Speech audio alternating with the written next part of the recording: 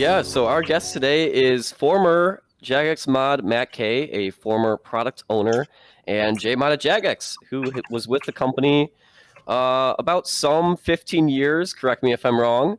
About that. Which is maybe just as long as I've played this game. So he's an industry veteran. I'm very excited to talk to him about his experience at the company, as well as what he's doing now.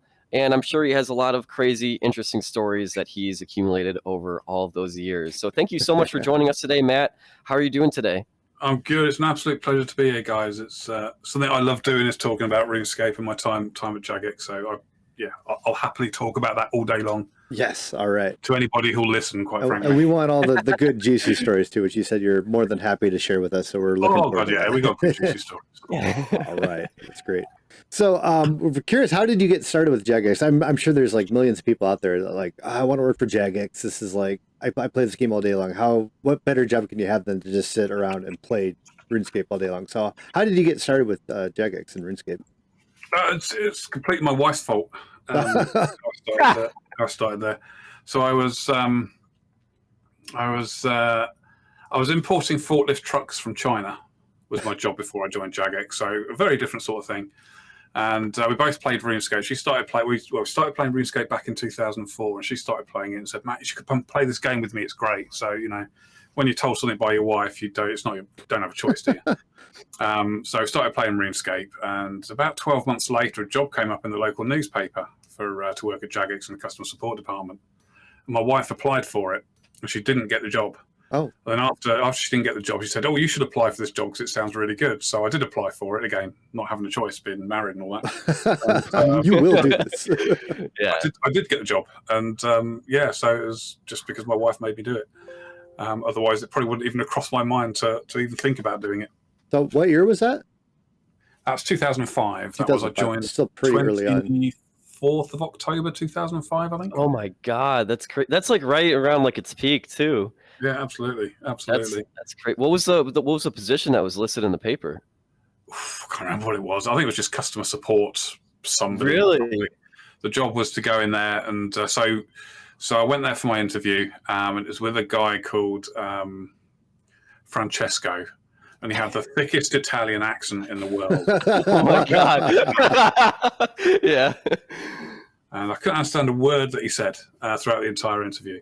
And I was sort of smiling, trying to say something, and he wouldn't even let me talk. He was just sort of talking in this really thick Italian accent. The interview was if you could listen to him, then you got the job. Yeah, pretty much.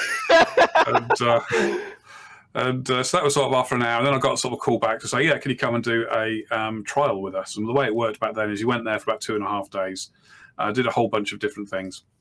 And then they assessed your work and decided whether you were good enough to go and work there or not. Mm-hmm. And so I went there, and the trial consisted of password requests. So when people obviously send in a password request, you answer those password requests. You look at the data that's on the system and say yes, no, whatever. And there's a few other bits and bobs as well. So there's snapshot reports. So when somebody reports somebody in game, you sort of take the action on them based on how horrible they were. And so I did that, and apparently I was quite good at it because they phoned me back, said, "Yeah, come start." I was like, "Yeah, all right." And that's it. And my first job was doing password requests and snapshots. Oh my God! And you worked your way all the way up to being a product owner. That's insane. Product manager, not product owner. Product owner. All right. Well, Google lied to me. You had to go to Google. LinkedIn and get his actual resume to get the real information. Yeah. It's got LinkedIn on there.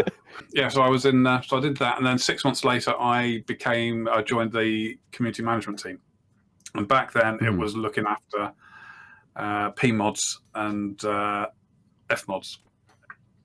So basically, you'd have the P mods would report people in game, and then you'd recruit P mods, and you'd answer their questions. They sent it through the query system, and so that was all I did all day, was just talk to P mods, which was great fun. But then it got really interesting when the messaging system broke. There was a ticketing system we had, and it stopped working, which meant we couldn't reply to P mods. And we're like, okay, we still need to have that contact with them where they can talk to us, ask us questions. And that was sort of the first time that we started doing organised events in game. And we organised 3 times a day to be in a secret location in the game, where a PMod could come and ask us questions and sort of jump in and do that sort of thing. And we had sort of 100, 150 PMods turn up for each one. Oh, wow. And there'd always be upstairs in Lumbridge or in a basement somewhere that nobody ever went and that sort of thing. We used to have all these PMods. Back all then, these this was secret meetings. That's crazy, yeah. Yeah. Anybody would walk into anybody who wasn't a PMod would walk into it and go, "Oh my god, there's all these PMods and a JMod in there." And they'd all be panicking and then run out. And Get out, we'll ban you. Yeah. We were after a while. Yeah. After a while, we sort of realised that people were beginning to realise we were doing this and would deliberately turn up to listen to what was going on. And so we had a backup world. And so when we realised that somebody wasn't a PMod there, we would just log into the backup world and carry on there. And there was one occasion where we were somebody turned up and decided to go to the backup world. And as we logged in, it was in a house upstairs in Lumbridge, I think, no, Varrock. And as we logged in, there were two people standing there having cybersex in the game. No way. There's 30 PMods and a JMod logged in right next to them. So they go, oh baby, I'm telling you, whatever it was. They must have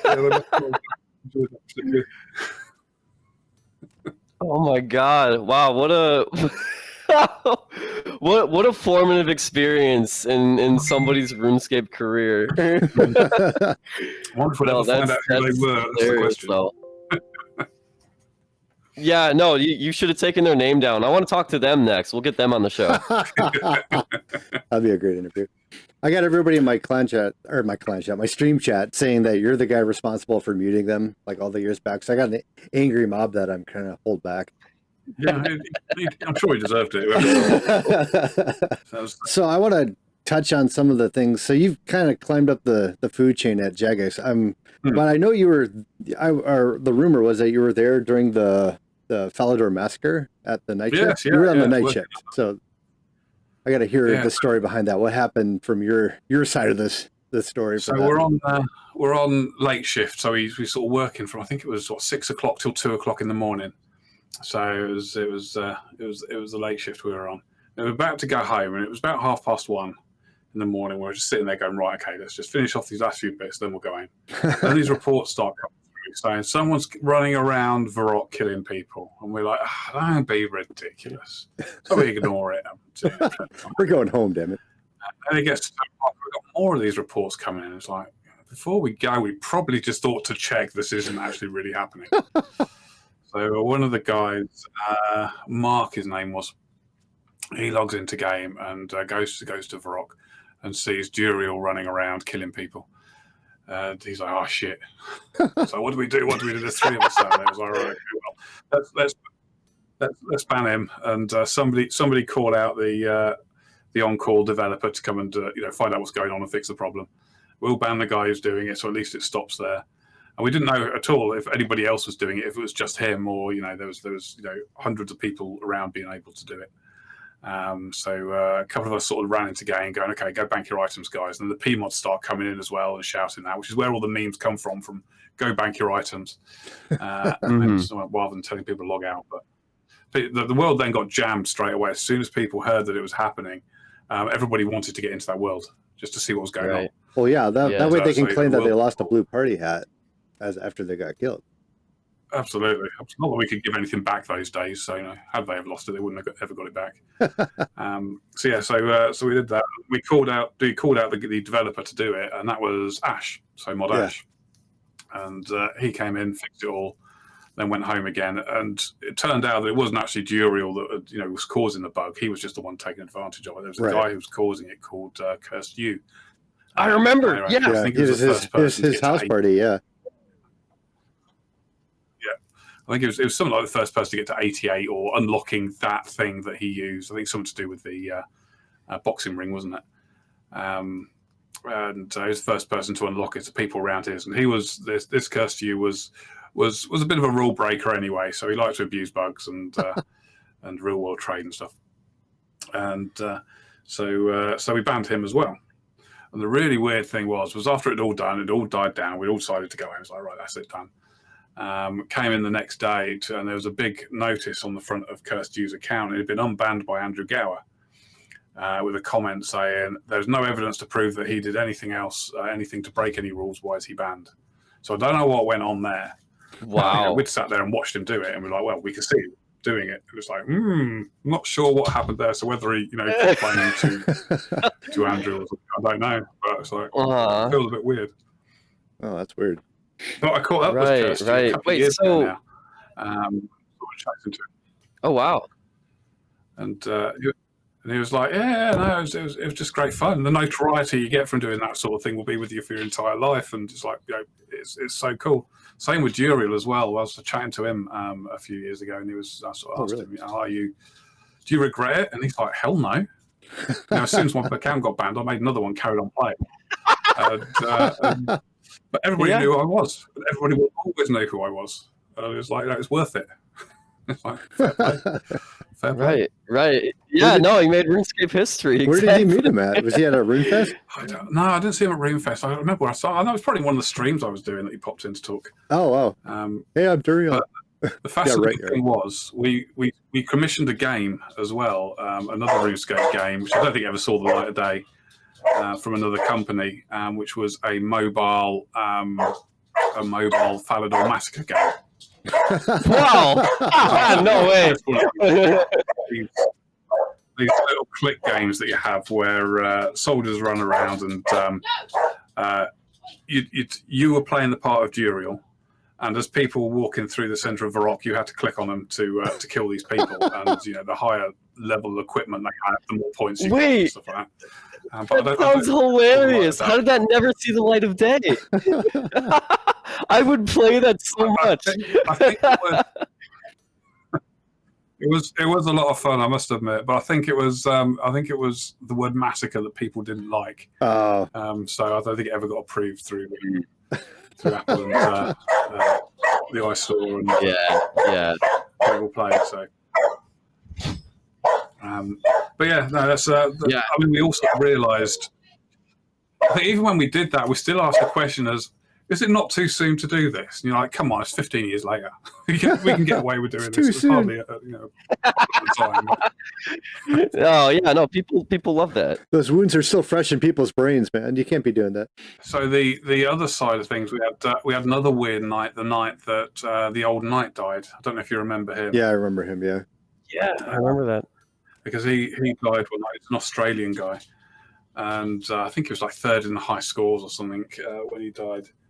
And we got a report come through saying that he died, and we went to have a look at his account, and all people have been logging onto his account and taking all his items out of his bank. And we were like, "Oh shit, this ain't good." So we realised something was happening, so we locked the account. And then we got a report in from the account, which was from his wife, and it said, we're really sorry, but I can't remember what his name was, but he's now died. And as part of his will, he's left his items on his account to his family, and different items to different people. And we were like, this is really against the rules, but we'll unlock the account for an hour, pretend we've not done anything, turn a blind eye, and just you guys sort it out, and then we'll lock it again in an hour and let you do your thing. Which was the right thing to do, I think. I mean, I think if our bosses hadn't seen us back then, they wouldn't have been too happy with that. But sometimes your heart leaves your head at times. Right. But at the time, in order to figure out that that's what was really going on, because we'd heard stories like this before of high-level accounts, though, where somebody had died and they were just sharing their stuff out. So this wasn't the first time we heard of this sort of story. Mm-hmm. And always in the past, there were always people just trying to scam off the account. Right. So we ended up sitting there, and we had this full family tree of his, mapped out all the different accounts were to make sure that everything was going to the right place and people weren't just siphoning that stuff off. Going to Ancestry.com to trace. Yeah, it's kind of like being in CSI Miami or something. With this big thing on the wall with tape that tied different accounts to other things. But yeah, that was they were good fun nights, the late nights working in community management. Yeah, I've heard from other people that there's all kinds of stories from the night crew. You guys were a wild bunch. Anything you could share to a live audience, or? God, I don't know. It's putting stuff out of the air is a bit difficult. That's the thing. What else happened at night time? Everybody used to do night shifts back in community management. We used to sort of swap. You'd have 2 weeks on night shift, then 2 weeks on day shift. Mm-hmm. They're the two biggest things that sort of really impact people. I mean, you always get issues with odd people saying strange things in games. We've had times where we had to phone the police to go visit people because they're talking about committing suicide and things along those lines. And one of the biggest things I don't think people realise is the amount of effort that went into supporting the vulnerable people in the community as well. Yeah, I can imagine that's like a full-time I think job. right now they still have a dedicated. Yeah, it's a tough job because you're looking at people saying it's all the worst things you can imagine all day long. But these people are properly trained. They've even got a dedicated team to it now, where certain keywords are automatically pulled out of or escalated to this team. So if you're saying anything in game, it's all watched by automated systems. If there's certain keywords come together, it gets escalated to this team. Then look at it and see if it needs escalating. And at one point, we were escalating sort of about 20,000 instances a week to the local police, and the police were like, "We just can't handle this. It's just we've got to find a way of doing this." Right. Then we started working with some of the big Internet Watch Foundation people to actually work with the police to create this list of rules of what should be escalated and what shouldn't. Because there's no point escalating everything, which just means they just won't deal with anything. So you have to really sort of highlight the most important things. And you'd have, I mean, occasionally as well, once we'd escalate something to the police, we'd get feedback from them. We'd have some come back saying, we had one come back where the police said, we got round there and they were in their room with a rope and was like, we got their friends around, the guy's now safe. So, well done for spotting that. So sometimes it was real. Equally, I don't know if you know the guy, Josh Pilau. Doesn't sound familiar. He said something in game. About shooting his school up. Oh my! Got reported to the FBI. Spent 6 years in prison. Oh, I do know about that. I think I've heard the story. I don't remember the name. Yeah, I've heard about that. Yeah. Wow. I think he calls himself the RS felon guy. And again, I've been chatting with him about it because it's just fascinating seeing how the other side dealt with it. And he's like, "Yeah, it was a joke. I mean, I was never going to shoot my school up, but I got done over by the judge and the lawyers, and it's like, well." Yeah, I feel sorry for the guy, but don't make threats online though. There's nothing he can do about it now. It's been done. Yeah, unfortunate. So, any fun stories? I heard you guys were quite the party crew. Did you ever sneak alcohol into work or anything like that? Oh wow, very party. Sneaking alcohol in. I'm sure they had booze on the fridge and stuff, or on tap. I had a job at a newspaper once. We actually we moved the plaster panels on the ceiling. We moved one out of the way and installed an entire mini fridge up in the ceiling that we could put beer in. So we were doing the late shift, we'd put in the newspaper. It was a student paper at college. We would go up into the ceiling, pull beers out of the fridge, and have them while we're putting the newspaper together. You got any stories like that? No, we had our own pub in the building. Oh my gosh! So you didn't even have to worry about that. Wow. That was never All right. The problem is once the pub come in, we weren't allowed alcohol outside of the pub because the licensing laws in the UK are pretty strict. So you could only drink in sort of the area the pub was in, which was the canteen area. Oh. But that was all fun and games. I guess it was always quite sedate in the office because one of the things you always had, you're always monitored with what you were doing. You had to hit certain targets while you were working there, so it was pretty full on while you were there. So I mean, fun times. You just work with a great group of people, and that was what it was. Everybody who was there and everybody who is there was just great to work with. You have this real good sort of feeling of camaraderie and enjoyment. Who are your favorite mods to work with? Ooh, pick your favorite. You got to pick your favorite kid now. Oh, that's a very divisive question. Exactly. So everybody on the old school team and everybody who ever knew me. There you go. There's so many good people, so many wonderful people for so many different reasons. I mean, Ash is great to work with, obviously. I suppose the closest friends I had there were probably John C. and Weath, probably two of the closest. But then there's Timbo. There's wonderful to work with. There's a whole bunch. I've probably worked with 60, 70 different people closely in the sort of 15 years I was there, if not more. And there's the way to look at it, I think, is there anybody you wouldn't want to talk to? Yeah, that was my next question. Who's your least favorite JMod? Yeah, at least. I don't know if you can ask that. Yeah. Always my bosses. That's what it was. Yeah, that's usually the correct answer. There you go.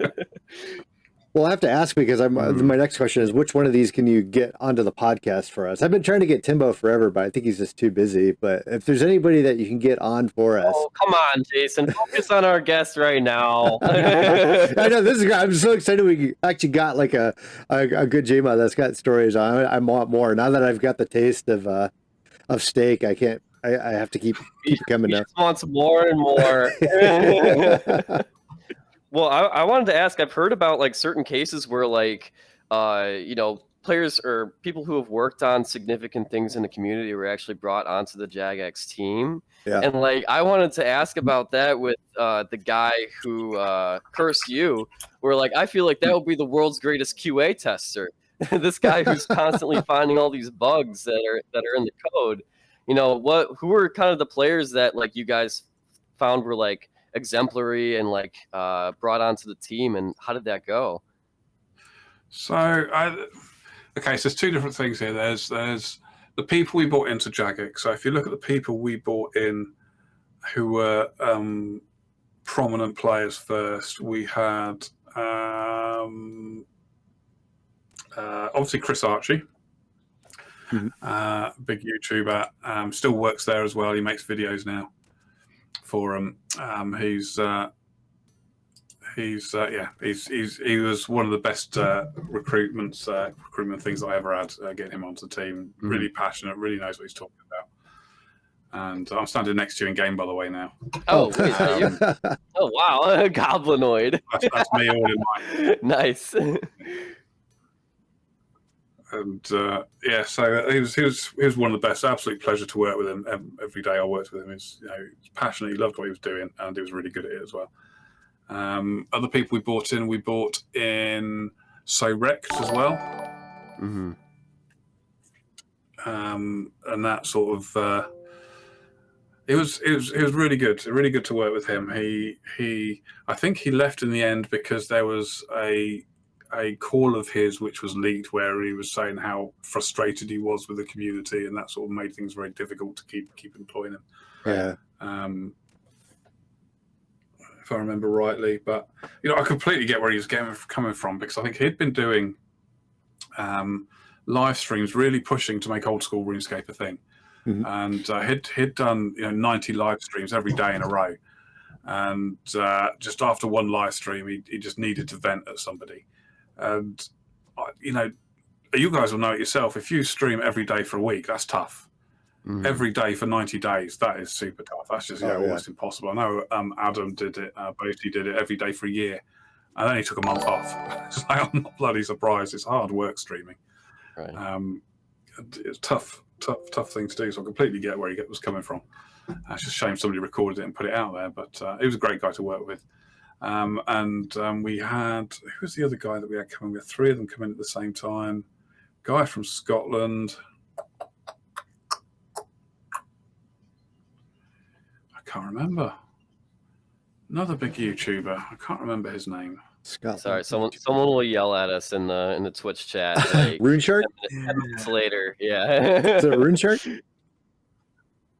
No, it wasn't right. RuneShark came to join with us afterwards. Okay. I can't remember this guy's Scottish. If I put Scottish YouTuber, come on, chat. Silent Core. My chat's. Silent Core, that was it, yeah. There you go. Good job, Craig. You got it. There it is. Craig's the winner for today. Yeah. Oh, Reggie Seidel as well. Yeah, he came to work with us. So Silent Core. He was a nice like guy. Three of them that came out like one time. They all left it incremental parts. Yeah, so Silent some Core, sooner I think, than others. First. That didn't work out, and probably will not go into details, but it didn't work out. Reggie Seidel only left about a couple of years ago, I think. He was basically making videos for RuneScape 3, so he was very focused around RuneScape 3, but he was there for about 7-8 years, I think. Yeah. So that did really well. The RuneShark guys are absolutely brilliant. So it was just after old school RuneScape came out and streaming was a thing, and our streaming audience at Jagex was building up, and the old school team was obviously spearheading that back then. And it came to a point where we needed to take that extra step and start making things professional. Before, it used to be a cheap camera on a tripod with a red sofa in the background. And that was it. And then we started building a live streaming studio, so a proper full studio. And that's when we brought the RuneShark guys in, because they had experience of live streaming, and they were absolutely brilliant. Simon and oh, he's going to hate me for forgetting his name, but I forget my children's name, so I think it's fine. So those two are absolutely brilliant guys, and they were such a pleasure to work around. They were focused, committed, always looking to solve problems. They were absolutely wonderful. It's a shame when they left. Mm-hmm. I don't think they got the support they needed to actually take their careers to the next step. So had to move on to do that. But they were wonderful guys. And even now, the third part of RuneShark, which was Fairy Tales, was there. The sort of minor third part. He's now one of the lead developers for Old School as well. So Kieran was sort of the third. Wow, third that's incredible. So they've had a real close relationship. That's cool. Now, how anybody who hasn't worked out? So there's been a whole bunch of high-level players that have joined that usually get fired very, very quickly. Power goes straight to their head. Yeah, I've seen that before. Exactly. Yeah, exactly. It's very difficult to come in as a player and suddenly make that disconnection from, I now have all the power in the world. I can see everything about accounts. I know who these people are, and I can ban people on a whim if I want to. And being able to deal with that properly was very difficult for him. Oh yeah, I can imagine. Yeah. I mean, even for QA as well, we have some guys join QA. High-level player, I thought perfect for QA. You know, he knows the game inside out, and he was really good at QAing. Until with the release of, I think it was innovation, one of the skills in RS3. He found a bug and decided not to tell anybody. Oh gosh! And then when the game out, he abused the bug to get lots of money in his account, and obviously he got fired. It's like, well, why would you not think that would happen? Yeah, what did they? Oh God! But there are countless people like that as well. You know, players who came and just couldn't handle the change from playing the game to being a professional business that you have to work with it and behave in certain ways. Yeah, absolute power corrupts absolutely. Yeah, indeed. And I saw it time and time again. And when we were interviewing, I mean, what I loved doing was when I interviewed people to join Old School as well. That was one thing I deliberately brought up with them. You've played the game, you understand the game. This is what's going to happen, and this is the struggles you're going to have, because I've seen it happen 100 times. And if you get it wrong, you'll get fired. And making it that blunt and stark in an interview so people understood that. But the other fascinating thing about an interview as well is because we put people in front of a camera, the first thing I'd ask them in an interview would be, how will the community describe you when they first see you on camera? And some of the answers we got back from people joining were absolutely hilarious, because they needed to know that the worst thing they could say about themselves was probably the easiest thing they would hear on when you stick them in front of a Twitch audience, the new JMod, because they will rip people apart, and they do every single time. And I've personally found it hilarious, but I realised other people would find it hilarious. Well, I remember a similar experience to that when I think I can't remember who the community manager was at the time, but I think around 2013 or 14, I was invited to do some testing for the legacy combat mode in RuneScape 3. And it was like me and a bunch of other YouTubers at the time, and they had a bunch of us sitting in front of a camera on Twitch and like talking to people like while we were testing legacy mode.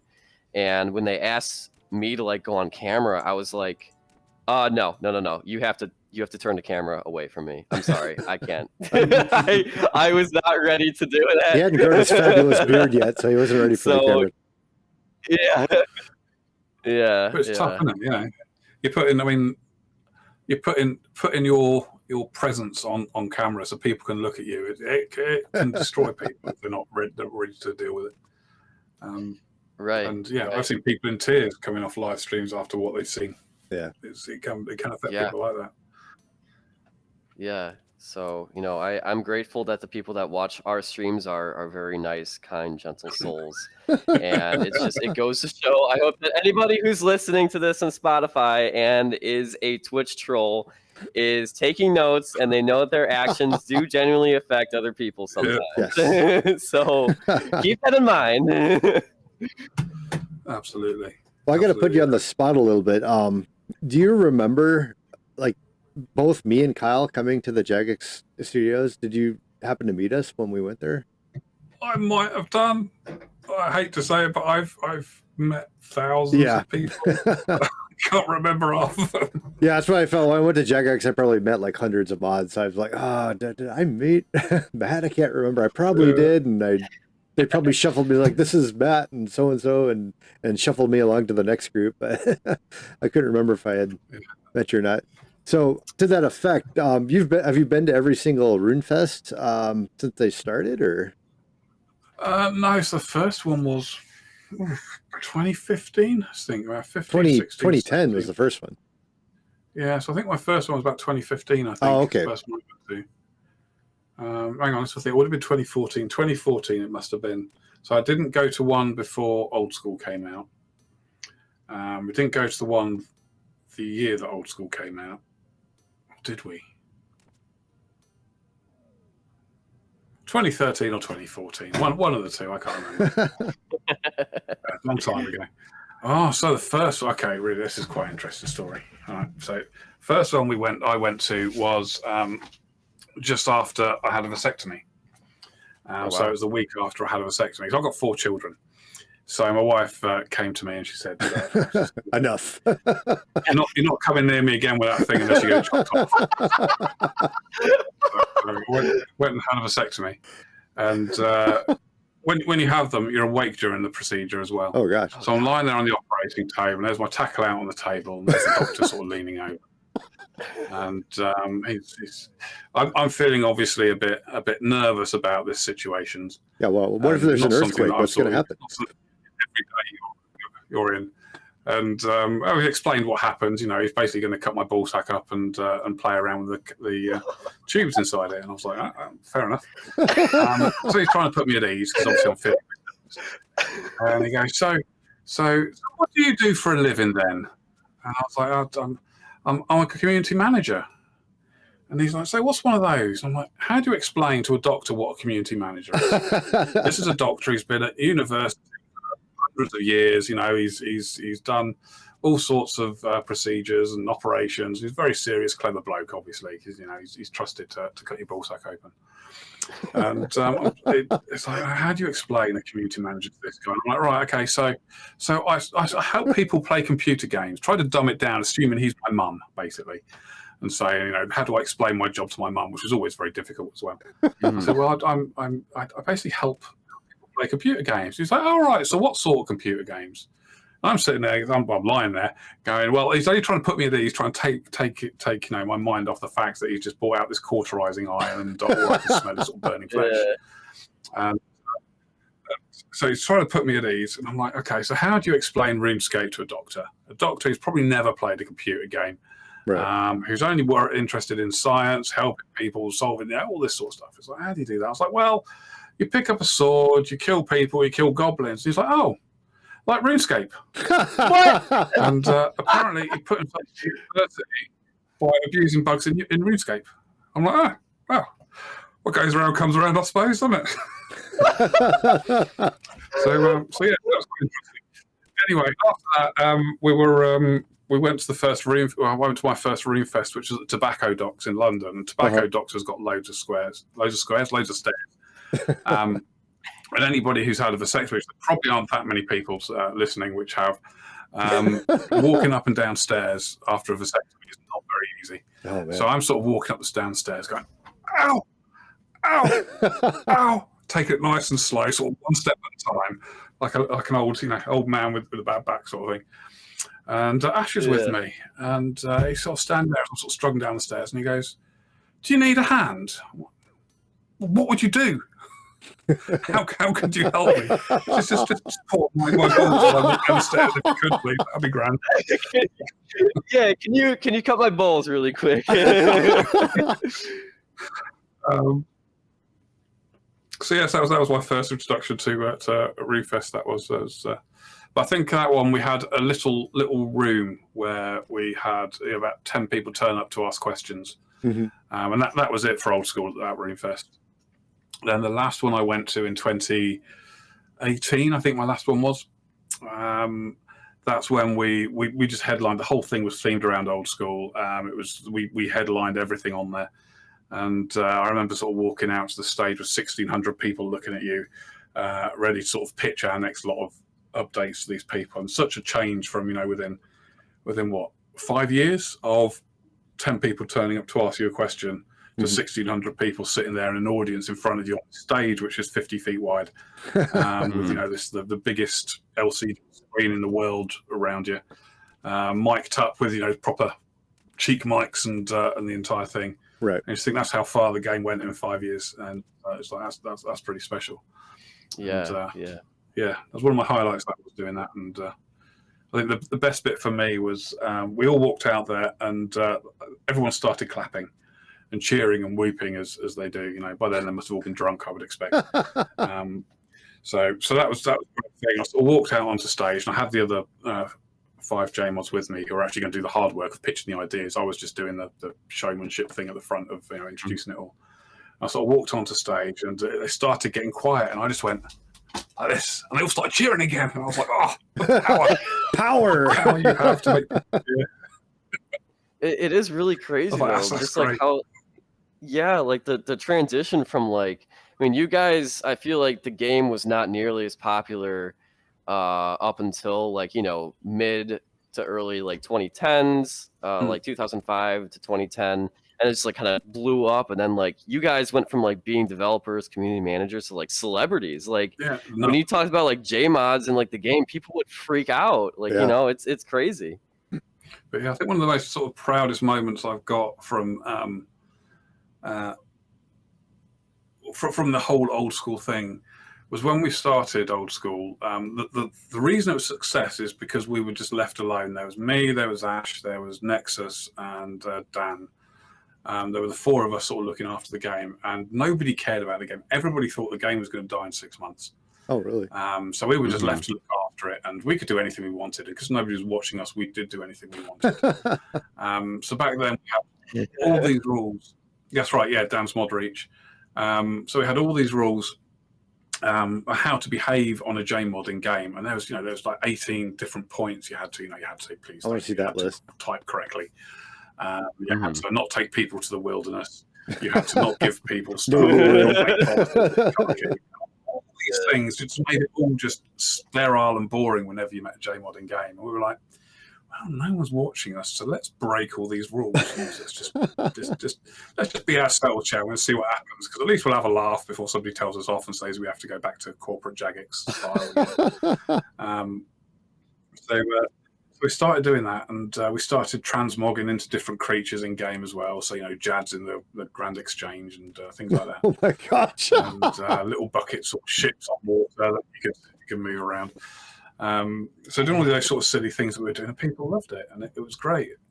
And we started building this relationship with the community when it wasn't suddenly strange to see us in game. And when they saw somebody in game, they saw a person. They didn't see a corporate being that you had to be careful what you said around in case you got banned, because we didn't care about that. We were probably worse than they were most of the time. But we were just ourselves, and that sort of created that relationship with the community, and that's what really made it work. Right.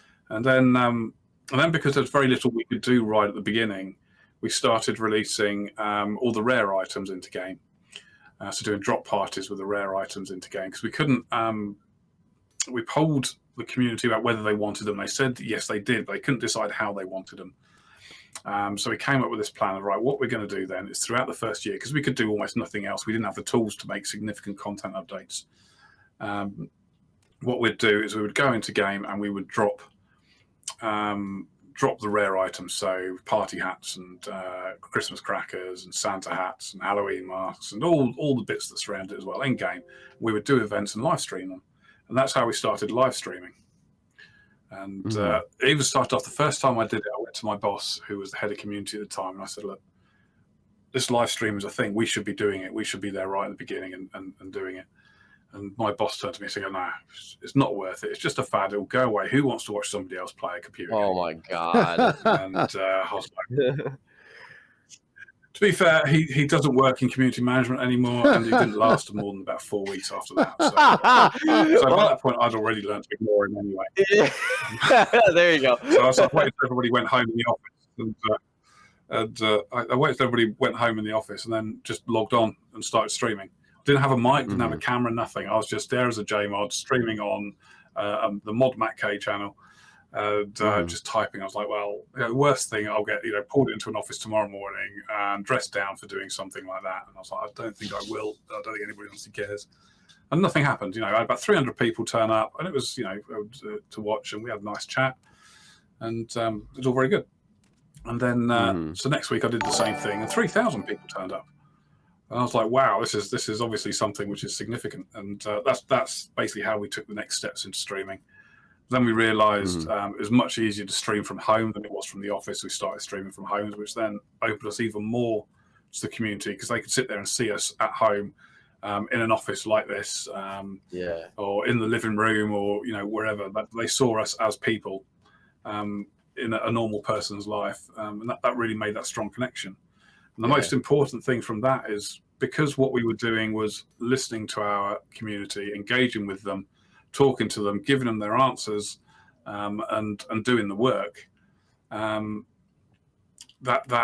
just brought the players in, and players loved that, and that's what really drove the first 2-3 years of old school RuneScape. Right.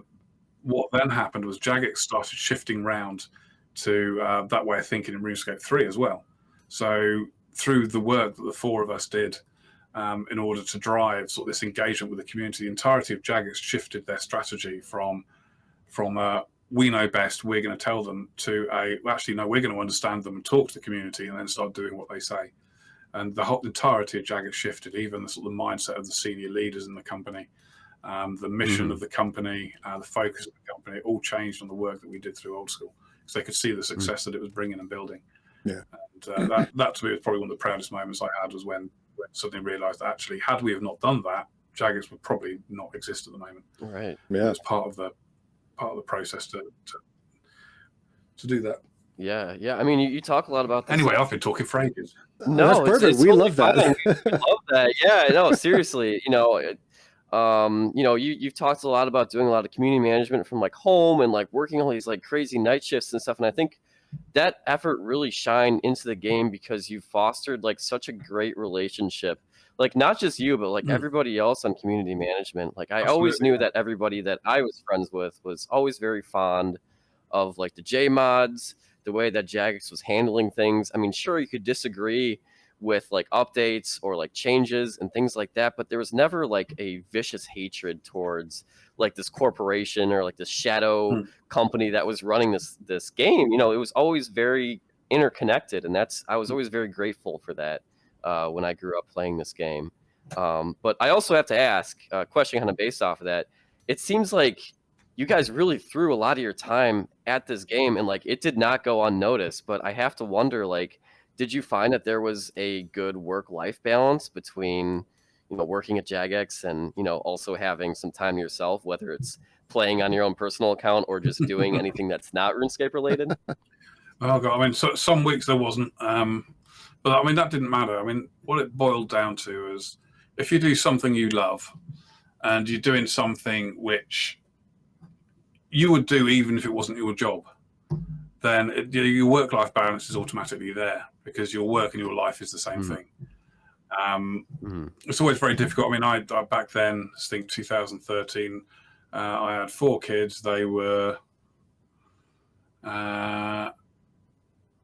early to mid-teens, about right. Yeah, so 10 to 15-ish. So I didn't have that worry about looking after young kids and what have you, but you still needed to be around. But when your work and your life are very similar, that made it work. And I never felt that I never felt that I couldn't just say no and stop doing something, but I wanted to do it because I knew the benefit was there for it. I knew it sort of affected so many people. I mean, one of the things I realised over the years was that, in fact, I remember a conversation with our head of digital marketing, and my job title was a product manager, and he said, "Oh, you must love money." And I'm like, "What do you mean?" He's like, "Well, you're a product manager. Your job's about making money, so you must love money." It sounds really weird saying it now, but it was normal. Yeah. It was part of another conversation. It did lead on to that quite naturally. I was like, "Do you think I do what I do because of the money?" He's like, "Yeah." I'm like, "Well, no, because I do what I do because I see the impact that computer games have on people." When you sort of met as many people as me and you realise the amount of people who have learned English because they played RuneScape, or are now working as a games developer because they played RuneScape, or have careers making podcasts because they played RuneScape. And then you sort of hear about people who've met their partners through RuneScape and have got married. And then and there's one guy who I was speaking to who said RuneScape got him past his dad's death. And there must be hundreds of people out there who've used RuneScape as a sort of an emotional crutch to overcome problems. You suddenly realise how important not just RuneScape, but any computer game can have. And so that's why I do what I do, because I know the impact a computer game has on people, and helping people is what I'm there for. I just do it via looking after a computer game. Yeah, I get that. It's kind of why I make videos too, because you can have some sort of small impact. And I've had all kinds of just real like emotional messages saying your videos helped me get through like a tough time or something like that. And that's kind of the reason why I can't stop coming back and making videos, even though I've retired 14 times. Absolutely. But yeah, I totally get what you're saying there. So, when did you leave Jagex? Like a year ago or 2 years ago? Oh, it would have been sort of May 2019. It's nearly 2 years now. About 2 years. What have you been up to since then? So I've been working for a company called Hadian, who cutting edge technology company. They make we make something called distributed compute, which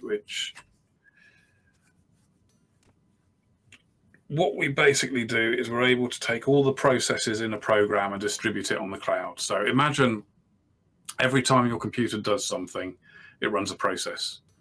In order to run a process, it uses your processor. After a certain amount of time, you've got so many processes running that you need more than one processor. And then for most computers, we'll have 8 to 16 processors, which, ergo, that means that over the time, if you've got enough processes running, you're using up all the processes on your computer. And then in order to process the stuff, you either have to delay processes and do them next, which means it takes longer to work out all the things you need to work out, or you have to start using other computers. That's where supercomputers come from. So what we do is when you have something that runs a process, we're able to go to the internet, find all these processes that are lying around, pick apart the thing that you're running, put them onto different processes, run it all at the same time, and then stitch it all back together again. And what that effectively means is you could have a RuneScape world which is limited by 2,000 people. Because if you have more than 2,000 people, there's too many processes running, it will crash the server that it's on. What we're able to do is turn that 2,000 into 100,000 and have 100,000 people running on a RuneScape server. Oh, wow. That's sort of the thing that can happen. Now, I don't think you'd want 100,000 people on one RuneScape server, but you could do. Well, if we want a rune gathering again, we can. Yeah, awesome. Absolutely.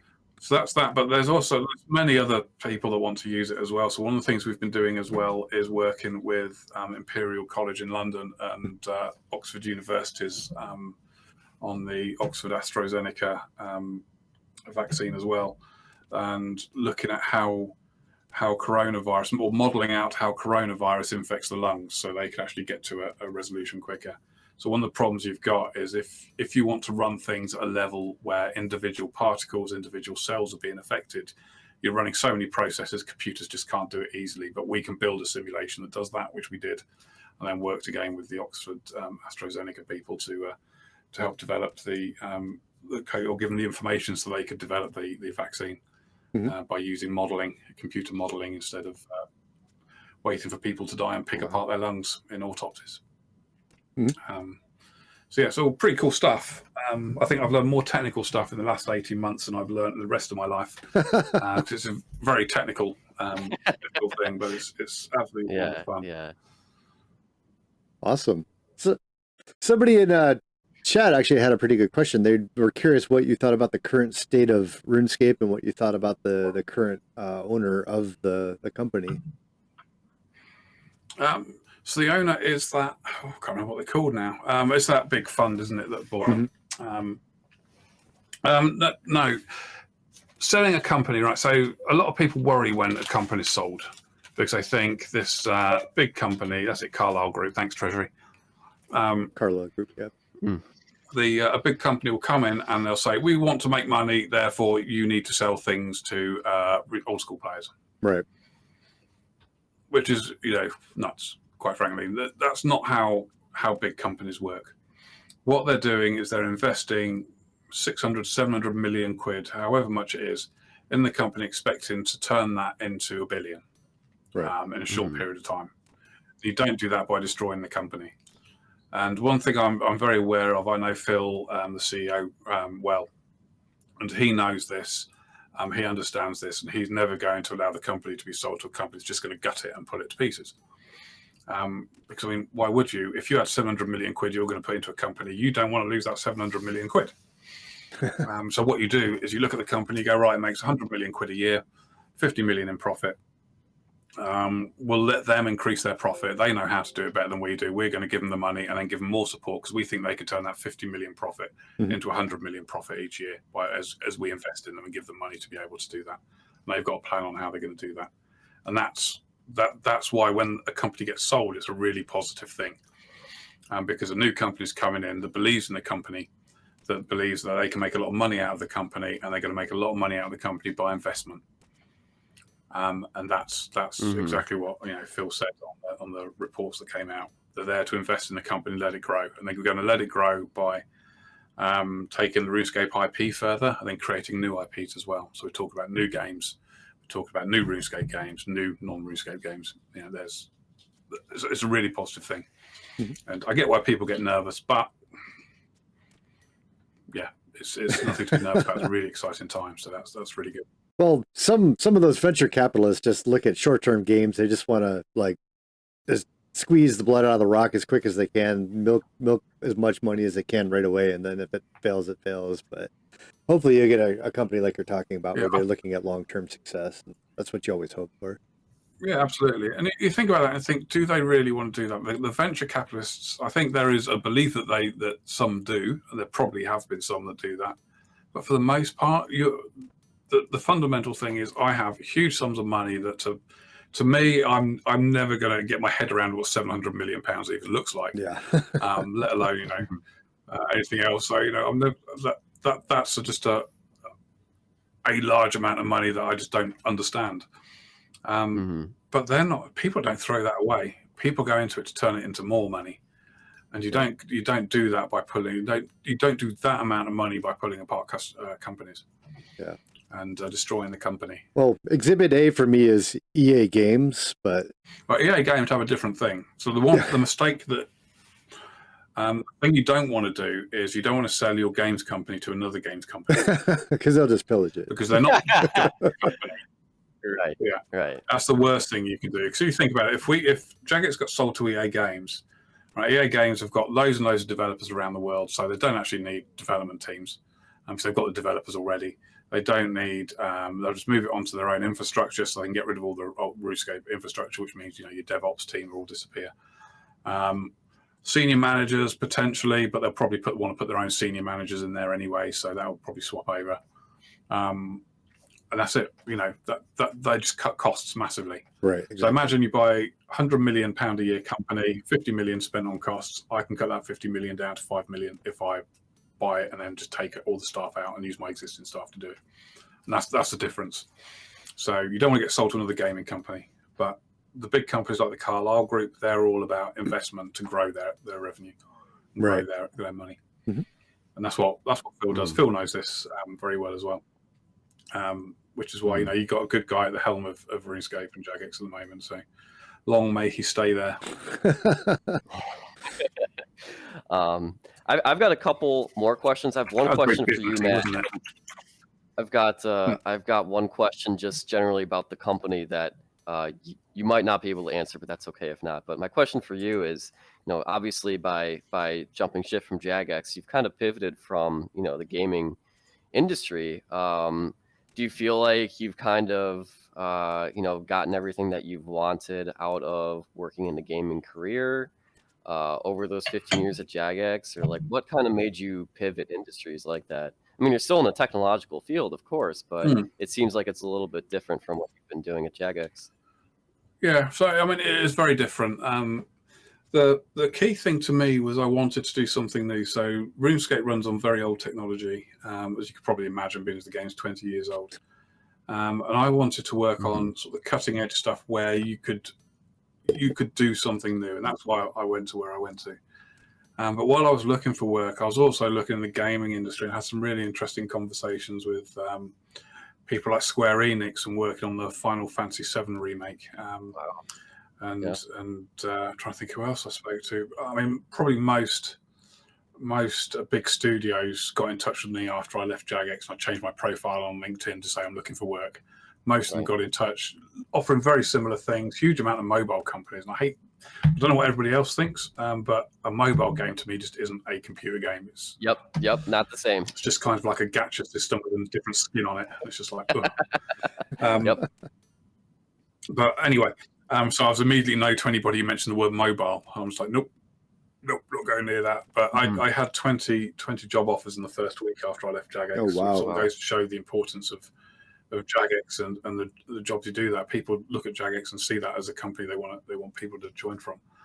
But I went to this brand new thing, mate, for two reasons. One was the new technology. The other thing was it was a startup company, so it was a very different mentality to an established company where you do your job and you don't care about other things. What I really loved about working on Old School was the fact that you were involved in everything and you were helping set the direction of the company and helping set the direction of the game, making sure that you could lead it forward. And that's what I like about smaller groups of people working together. And that was really exciting to me. I could say something else as well, but it's completely gone out of my head. But yeah, would I go back to the gaming industry? I probably will at some point, I would expect. But I feel I'm in a position to be able to sort of cherry pick what I want to do and where I want to work. So one place I would love to work would be Games Workshop. I don't know if you know those guys. Warhammer. Yeah. And, Yeah. Their office, their main office is probably about an hour from where I live. So wow. One day I'll work for Games Workshop because there's somebody I've loved gaming with since I was about 10.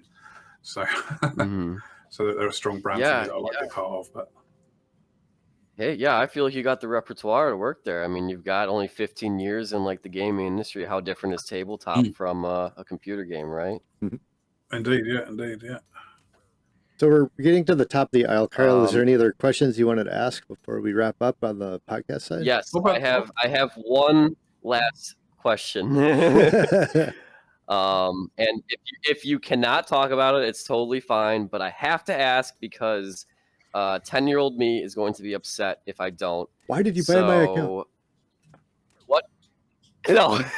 What can you tell us about Stellar Dawn? Oh, yeah. Wow. Great question.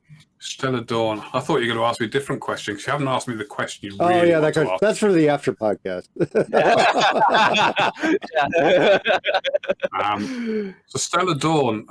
Okay, so I did some of the testing for Stellar Dawn, and I really enjoyed it. So, I mean, as I say, testing wasn't testing. I was playing the game as they were building it and giving my feedback on what I thought of it as a game.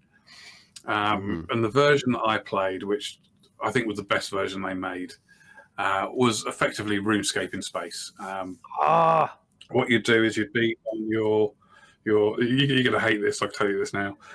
You're on your little spaceship. On your spaceship, you didn't have levels. You weren't leveling up different skills for yourself. You were leveling up your technology.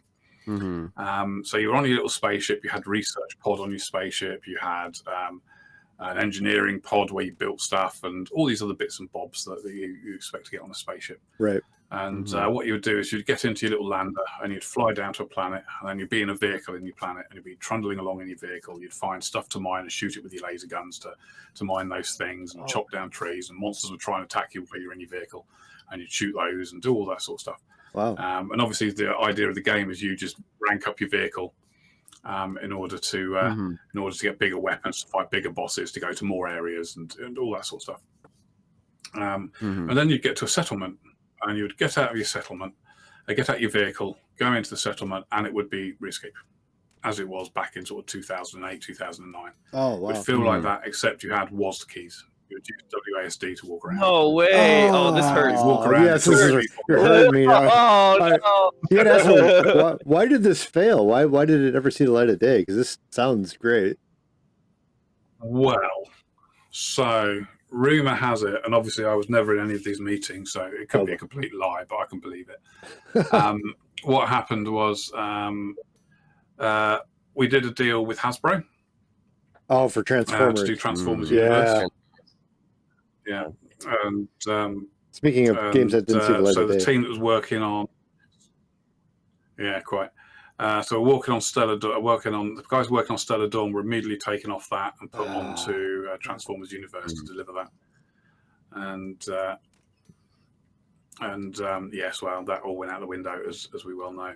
In fact, fascinating story. One of the other rumors I heard was the day it got canned, it was Hasbro that canned it rather than Jagex. And the Hasbro lawyers turned up on the doorstep at 9 o'clock in the morning, frog marched the CEO into the office, into his office, and said, "Right, here's a subpoena. If you don't give us everything by the end of the day, we're suing you."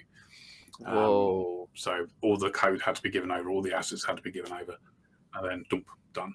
Oh man! So Hasbro played hardball on that one because it just wasn't going anywhere. It wasn't good enough, and we spent I think 2 years and 10 million quid working on it. Again, that might not be true, but that's what was going around the office. Yeah. But that's what happens with big corporate companies. Yeah, they want to play hardball, and Hasbro is a big one. Wow, dude, I had no idea. I mean, I knew that, and I kind of assumed that Transformers had taken precedence, but I didn't think it happened like that. That is absolutely insane, and thank you for giving us like the inside angle of that, because every other JMod that we've talked to before has never said a word about it, and you've actually told me like what it was, and I was like, holy shit, like that that was the most satisfying answer I could get. I feel like I can rest that part of my brain and be like, there's people crying in my stream chat right now. They're disappointed that never came to fruition. But after I managed to get Old School settled, one of the things I looked at was if we could bring back the Stellar Dawn I played, because I felt there was not a massive market, but certainly a market of or an added value to people, the community wanting to play this. Right. And unfortunately, Ian Gow was working with us in Old School at the time as well. We just couldn't get it up and working. The code just wasn't ever going to work. It needed to be rewritten in its entirety. But it is what it is. So I don't think we'll ever see it, unfortunately. Yeah. But it was good fun when I played it. It was it was a shame it never saw the light of day, because I think a lot of people would really enjoy it. Yeah, I wholeheartely agree. Well, that was my final question, and wow, was not expecting that answer. I'm very glad that I had some closure on it. So I'm gonna kick it to you, Jason. Do you have any final questions before we end off the Spotify segment? No. And then I want to thank you again for coming and spending time with us. It's great hearing your stories from Jagex, your Jagex days. It's been a pleasure, mate. Pleasure. I want to mention that next week, I believe we have Drum, who is one of the first Gold Gnome winners. Oh, wow. I haven't heard his name in years. Yeah, he wants to know what's going on with his lifetime membership, but I'm trying to poke the current JMods about that one. But we'll talk to him about that next week. But thanks again for coming on. As always, we'll try to stay on afterwards, hang with the chat, discuss things. Stick with us if you have time. Otherwise, thanks everyone for tuning in for the podcast.